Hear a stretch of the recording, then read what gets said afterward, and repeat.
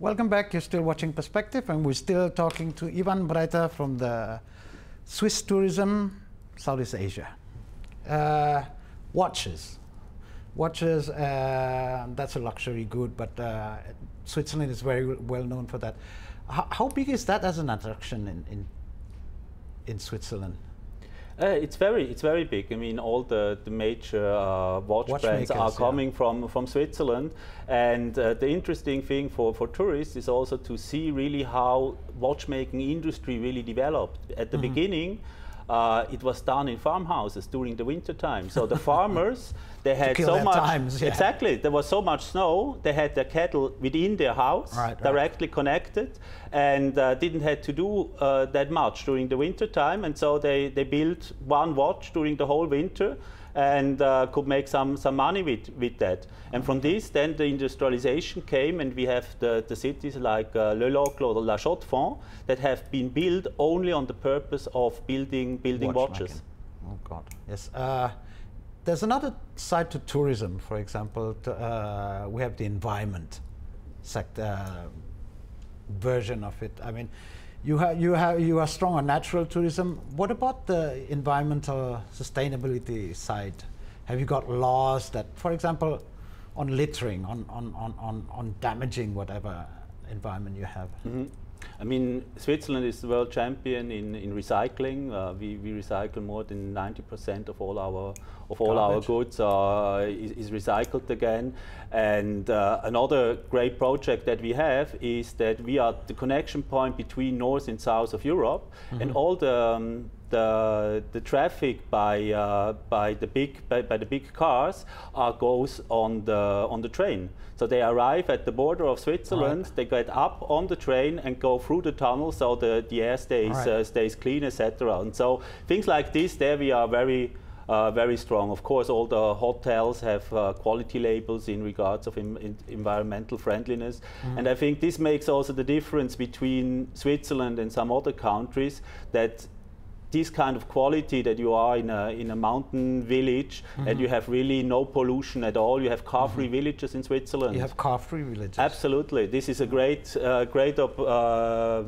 attraction as well. And I heard already from people that were living in cities like New York, etc., that it was too quiet during the night because there was no noise from cars, etc.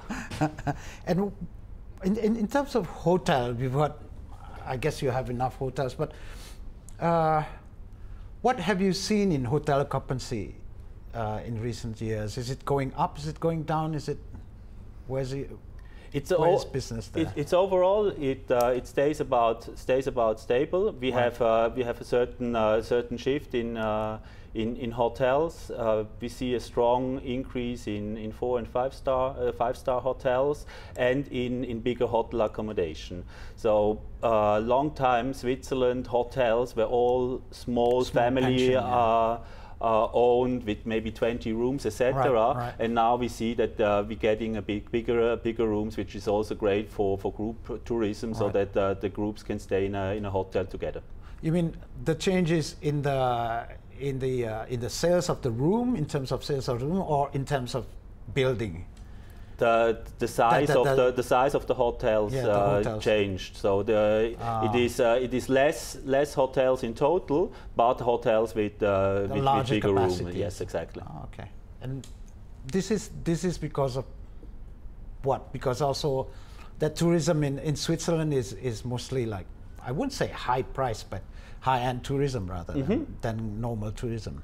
Yes, I mean, we are definitely we are a bit more expensive than other countries, but on the other hand, we have this high quality aspect. And so if you have a hotel with a bit more rooms, you can maintain this high level of quality. You can have a great spa area, etc., which is for a small hotel with only 20 rooms not sustainable for a long time. All right. So your target market is actually this higher, more expensive market, or?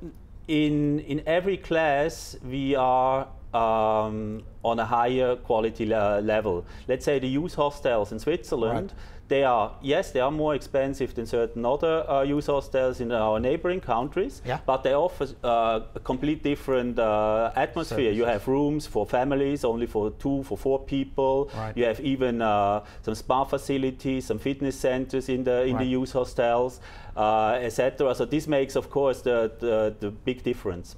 And when you're talking accommodation, when you're talking and talking market as well, what is the tendency for visitors in Switzerland? Is it group or is it individuals or is it evenly distributed? From Indonesia, it's still mainly group tourism, but we see now a very big change towards more and more individual tourists. So that with that a lot of Indonesians had already the chance to go once to Europe. They want now to discover it deeper, more in detail, and therefore we see much more family travel, or also groups of girlfriends that say, okay, we go for a few days to Switzerland and have a good time.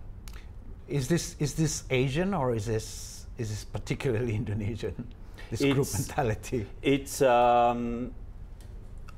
in Indonesia, of course, with the visa requirement, it was for a long time that it was easier to go as a group.